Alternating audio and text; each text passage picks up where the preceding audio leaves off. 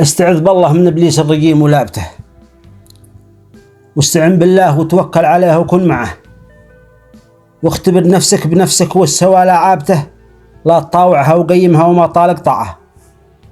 قل لها بأن الأسد يبقى ملك في غابته، بس عيبه في غروره ذي يسبب مصرعه.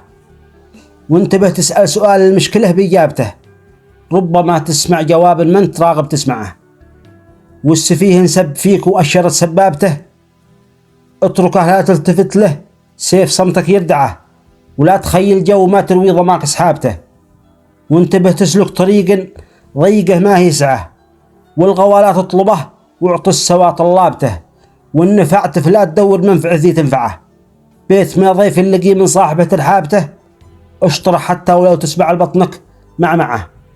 ذي نصايح شاعر ثابت على ثوابته، راس ماله قاف قانون التجارب مرجعه. وسلامتكم.